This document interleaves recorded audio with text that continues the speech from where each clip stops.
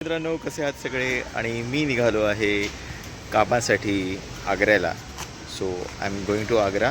आणि आता सगळे बॅग बिग रेडी करून आता माझी 10:30ची ट्रेन आहे मुंबई सेंट्रलवरून. तर मुंबई सेंट्रलला चाललो आहे. चला तर मग माझ्यासोबत आग्र्याला.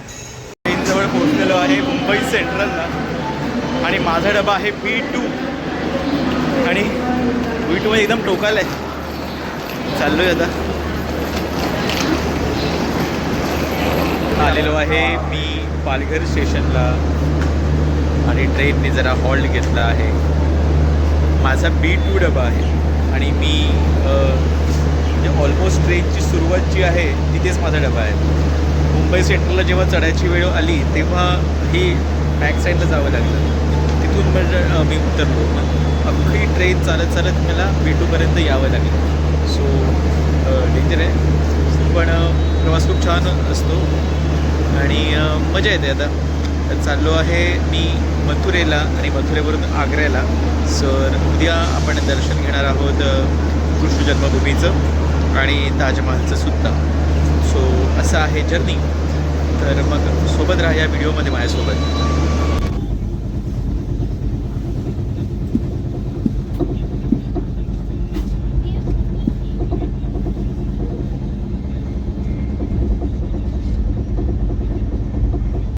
अत्यंत जवळचा विषय ट्रेन ट्रॅव्हल.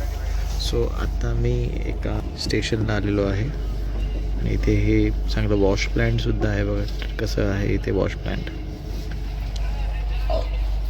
सो इथे आपलं काम चालू आहे आणि इथे आता मी थांबलेलो आहे.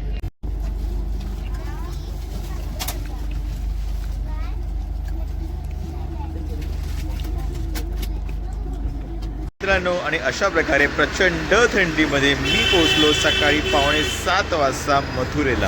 आणि आता मथुरेला पोहोचल्यावर आम्ही जिथे काही आता हॉटेल बघतो आहोत, कारण आंघोळ करून फ्रेश होऊन मग मंदिरात वगैरे जायचं आहे.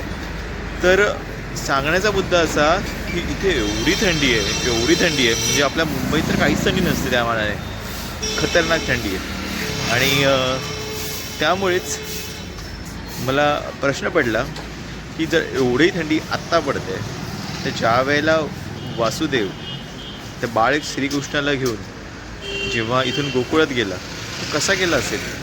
ऑलमोस्ट इथून 15 किलोमीटरचा रस्ता आहे मथुरेवरून गोकुळला जाण्याचा.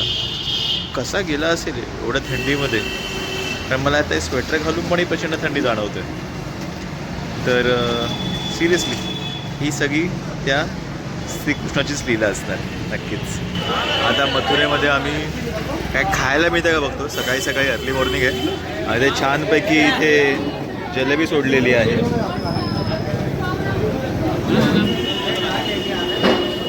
आणि ते काय खायला बघतो तर इथे आहे कचोरी आणि हे. सो कचोरीच घेऊया रे.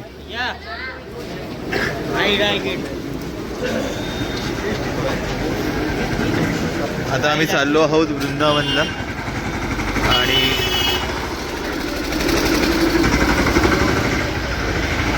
हे आहे मथुरा, आहे तिलक गेट. आणि इथून आता आम्ही चाललो आहोत वृंदावनसाठी. तर गंमत घडली, आम्ही मस्तपैकी ती कचोरी खाल्ली आणि त्यानंतर आम्ही जिलेबी पण खाल्ली. पण त्यानंतर तिकडे एक मुलगा होता, त्याचं नाव होतं कृष्णा चौधरी. तर त्याने आमचं सगळं बिल भरून टाकलं. म्हणजे म्हटलं कशाला भरतो आहे. तर आम्ही त्याला म्हटलं रिक्वेस्ट आम्ही पेमेंट करतो. तर तो म्हणाला नाही मी भरतो म्हणून. आणि मग अशा प्रकारे त्याचा नंबर वगैरे घेतला, त्याशी बोललो छानपैकी. तो फार्मर आहे असं त्याने सांगितलं. आणि मग आम्ही तिथून निघालो. आता आम्ही चाललो आहोत वृंदावनला. इथून आम्ही काहीतरी शेअरिंग काही रिक्षाज वगैरे मिळतात का बघतो आहे आता. त्यांना मला कळतं आहे जसं आपल्या मुंबईला वडापाव फेमस असतो तसे ते जागोजागी कचोरी आणि जिलेबी ही फेमस आहे. ते मस्तपैकी ते तो पालक असलेलं ते सारण टाकतात आणि ती कचोरी.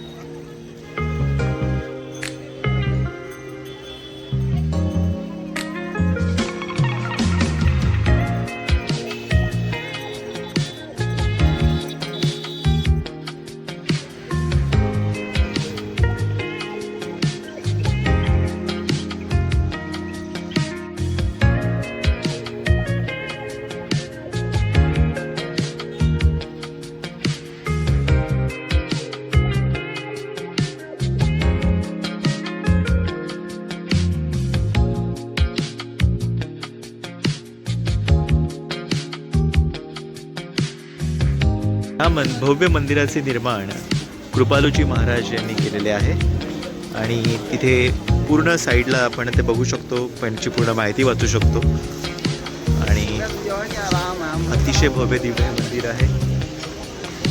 बाके बिहारी मंदिर आणि प्रेम मंदिर असे 2 प्रकारचे मंदिर इथे आहेत. पूर्ण संगमरवरीमध्ये आहे हे मंदिर. संध्याकाळीचं तर हे अत्यंत विलोभनीय असणार खरंच. तुम्ही नेक्स्ट टाइम कधी आलात तर संध्याकाळचं दर्शन नक्की.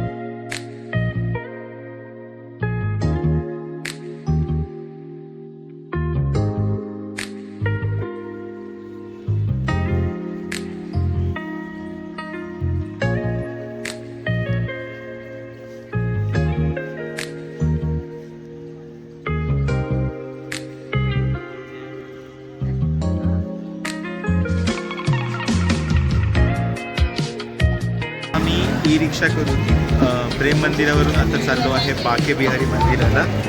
इथे इझिली ई रिक्षा भेटतात. थोडंसं बार्गेनिंग केलं तर तुम्हाला चांगला रेट मिळू शकतो ई रिक्षा करताना. सो ई रिक्षामध्ये पुढे बसलेलो आहे आणि चाललो आहे आता बाके बिहारी मंदिरामध्ये. आणि इकडचं अत्यंत महत्त्वाचं स्थान आहे बाके बिहारी मंदिर.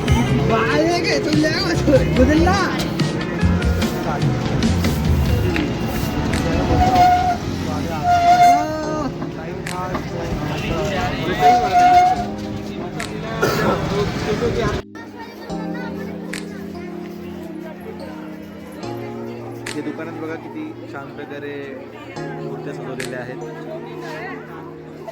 आणि इथे अशी बरीच दुकाने आहेत. तसंच मिठाईची दुकाने आहेत, मूर्त्यांची दुकाने. तर हे आहे श्रीकृष्ण जन्मभूमीचा मुख्य प्रवेशद्वार आणि हा त्याचा रस्ता. वेल, इथे महत्त्वाचं सांगायचं म्हणजे इथे इलेक्ट्रॉनिक गॅजेट्स काहीही अलाउड नाही आहे. तुमचं ब्लूटूथसुद्धा, पेनड्राईव्हसुद्धा आहे, फोनसुद्धा, अगदी पोर्टेबल चार्जर असेल, काहीही अलाउड नाही आहे. सगळं तुम्हाला बाहेर ठेवून जावं लागतं. माझ्याकडे हा कृष्णाचा फोटो आणि ही मिठाई होती, तर ही सुद्धा आतमध्ये अलाउड नाही केलं, कारण त्याच्या लॉकरमध्ये तेवढी जागाच असेल. लॉकर फक्त त्या एक इलेक्ट्रॉनिक गॅजेटसाठी असतो. तर त्यामुळे अशा वस्तू तुम्हाला कॅरी करायच्या असतील तर प्रॉब्लेम आहे. इथे येताना तुम्ही अगदी रिकामी हाताने या जन्माष्टमीच्या मंदिरात यावं लागतं, कारण हे इथे खूप हायली सिक्युर्ड एरिया आहे. त्याचं कारण काय ते तुम्हाला सगळ्यांना माहितीच आहे. तर अशा प्रकारे इथे यायचं. इथे छानसं कृष्णाचं मंदिर आहे फार मोठं, आणि त्यानंतर असं छानसं एक कारागृह बनवलेलं आहे, आणि त्या कारागृहाच्या आतमध्ये कृष्णाची मूर्ती आहे, फोटो आहे. ते कृष्णाचं मूळ जन्मस्थान आहे, ते आपले श्रीकृष्ण भगवान जन्माला आले. तर हे सगळं छान दर्शन इथे तुम्हाला इथे आल्यावर मिळेल. तर नक्की इथे या आणि दर्शन घ्या श्रीकृष्ण जन्मभूमीचं. जय श्रीकृष्ण. आता आग्र्याची ओळख बदलते आहे. आग्रा फक्त ताजमहालपुरता सीमित नसून तिथे आता 30 स्टेशन असलेले मेट्रोचे 2 कॉरिडॉर्स तयार होत आहेत. ही आहे आग्र्याची नवी ओळख. मेट्रो आली आहे. बघला चाललो आहे. संध्याकाळची वेळ झाली त्यामुळे ताजमहलचं टायमिंग संपला होता. ताजमहल बघायला जाऊ शकतो. ताजमहलची बॅकसाईड जी आहे ती मेहता बघायला तिकडे आता आम्ही आलो आहोत. आणि तिथे आता ऑन द वे जाताना इथे आम्हाला दिसली panipuri. So I am trying Rathod panipuri centre आहे. लेट्स ट्राय कशी आहे पाणीपुरी.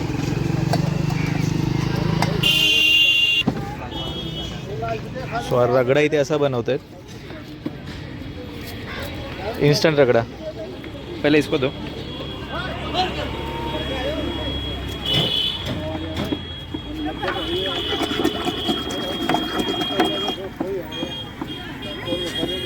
सो आता यश ट्राय करतोय. चांगले. ग्रेट. सो आता मी ट्राय करूया. ओके. हॅलो. तर आता मी मेहता बाग बघायला एंट्री केलेली आहे आणि इथून आतमध्ये जातो आहे. इथे बरेच फॉरेनर्स आलेले आहेत आणि हा आहे तो रोड, ज्या रोडवरून मी हा प्रवास करतो आहे. सो बघूया. ताजमहल मी माझ्या आयुष्यात पहिल्यांदाच बघणार आहे. सो त्याचा आता व्ह्यू कसा दिसतो आहे तो बघूया. कारण मी आता एक्साइटमेंट आहे आणि मी आता चाललो आहे. त्या बागेचं नाव आहे मेहताब बाग. मेहताब ही बाबरने बांधलेली बाग आहे. नंतर शहाजहानने त्याला बागेला डेव्हलप केलं. शहाजहानने मुळात ही बाग यासाठी डेव्हलप केली होती कारण त्याला चांदण्यांच्या प्रकाशात त्याचं ताजमहलचं जे सौंदर्य आहे ते बघता यावं म्हणून. आणि म्हणूनच त्याने ह्या बागेचं नाव मेहताब बाग ठेवलं. आणि मेहताब या शब्दाचा अर्थच आहे चांदण्या रात्रीची बाग. So let's go to Mehtab बाग.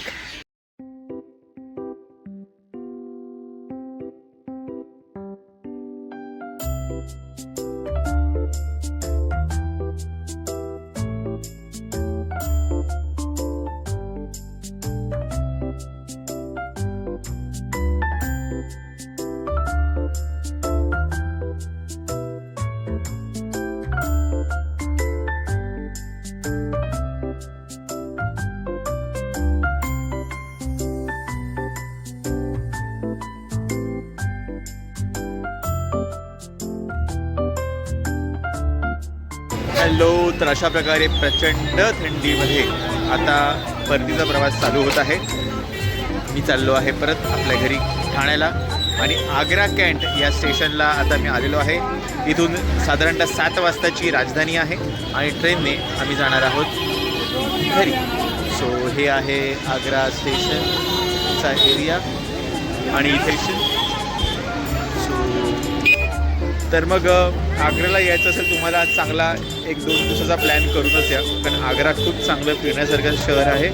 तर आता बघूया. आता पुढे ट्रेन पकडायची आहे आणि मजा येणार आहे. पण मला हे सांगतो की आग्रा खरंच मस्त आहे. ताजमहल, लाल किल्ला नुसते एवढेच स्पॉट नाही आहेत, अजून देखील इथे बरेच स्पॉट्स आहेत. एक्सप्लोर करण्यासाठी भरपूर ठिकाणं आहेत. तर वेळ काढून या.